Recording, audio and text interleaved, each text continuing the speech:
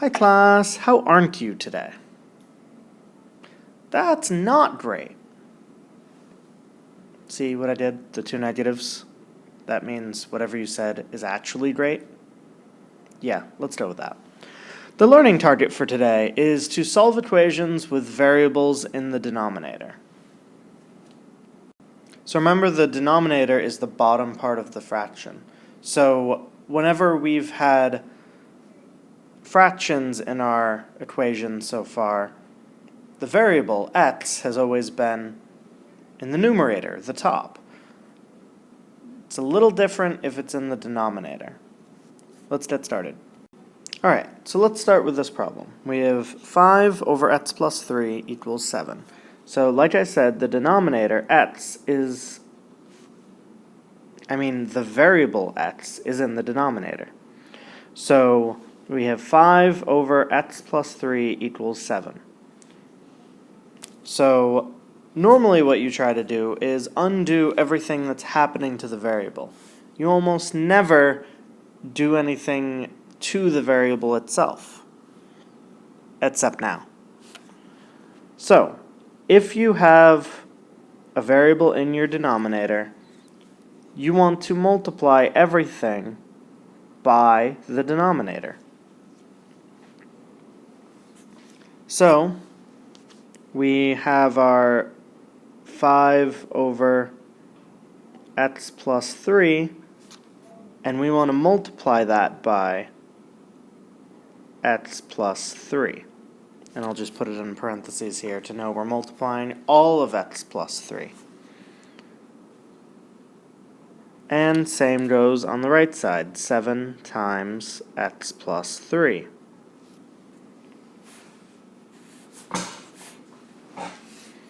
And we multiplied both sides by something, so that's the multiplication property of equality.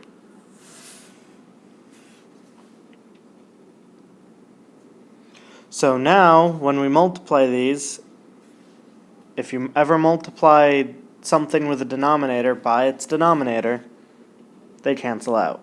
These two will cancel out. So that just leaves 5. And on the right side, we're going to have, we've got 7 times x plus 3, but it's in parentheses. So what do we have to use? The distributive property. 7 times x is 7x. 7 times 3 is 21. Now it's a two-step equation, and we solve. So now we need to subtract 21 from both sides using the subtraction property of equality.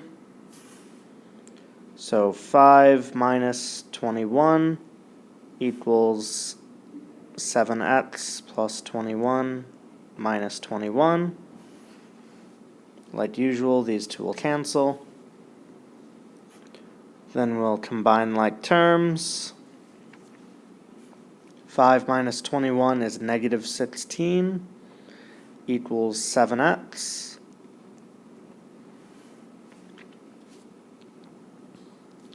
Then we'll use the division property of equality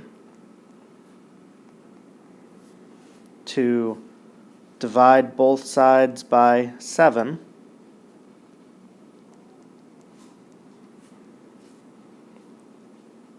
The 7's cancel to leave just x.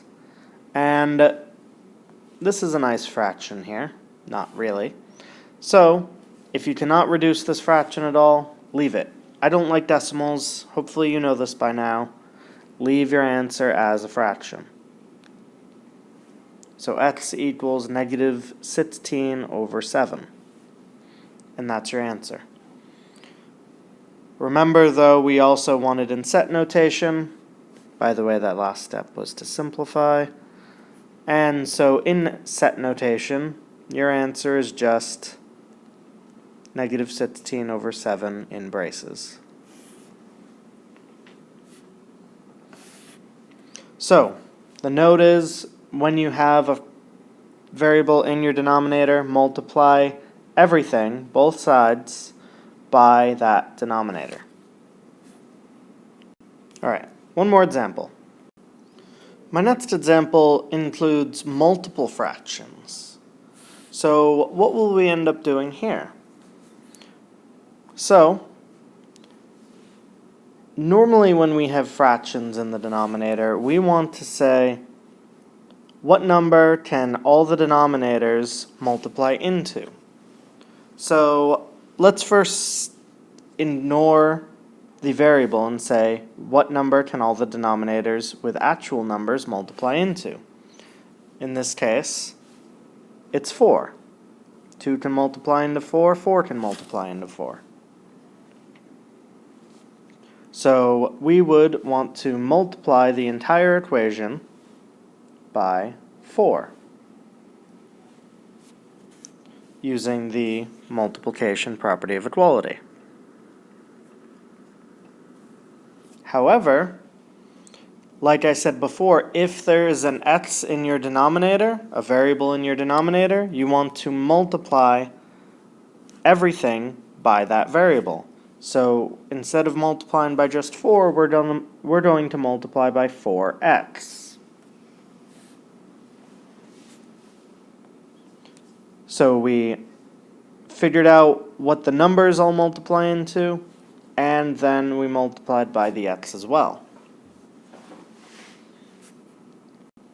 So now we're going to use the distributive property.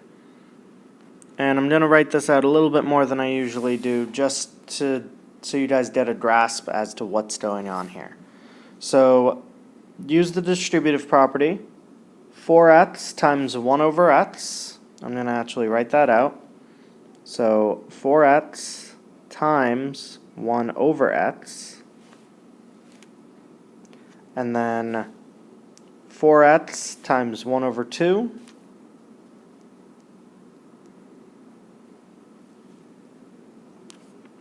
and then that equals 4x times 3 over 4.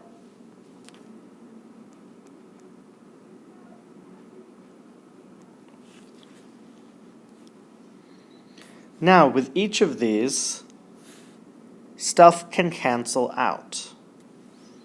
So, if you notice here, we have 4x times 1 over x. All whole numbers as a fraction are always over 1.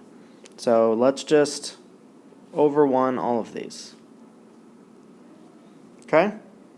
So now we're multiplying fractions. When we multiply fractions, we can cross divide or cross cancel.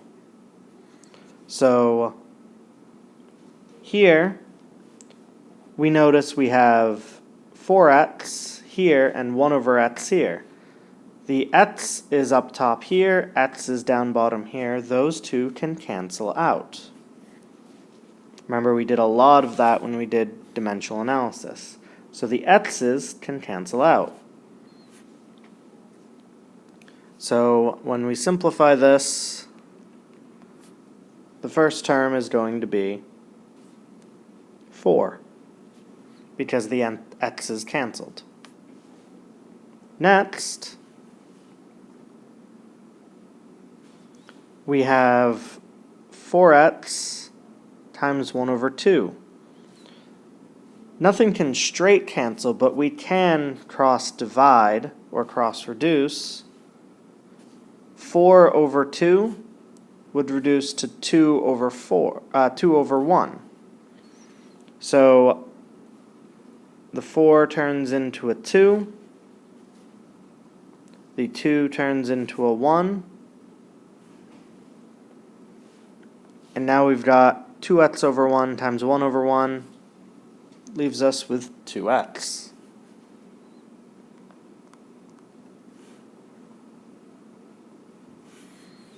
Then, on the final one, 4x times 3 over 4.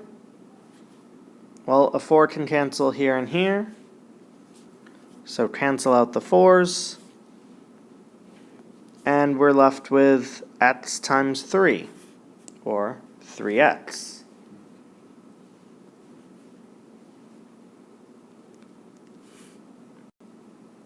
Now we got rid of the fractions, and we should be able to solve this with no problem now.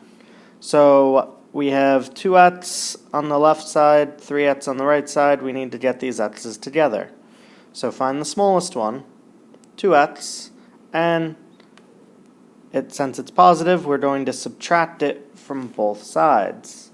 So we're going to use the subtraction property of equality and say 4 plus 2x minus 2x equals 3x minus 2x. So we'll combine like terms. The 2x's cancel to leave 4 equals 3x minus 2x is x. So that's our answer. 4 equals x, or x equals 4. And write it in set notation, braces with 4. And there's your answer. This is going to be tricky, I guarantee it. Canceling stuff out, people always have trouble with. So we're going to have some practice with it next class. So please ask questions if you need any help with it. As per usual, please take notes on this entire video. And right now, please take a picture of your notes, submit them to eBackpack, and I'll see you next class. Have a good night.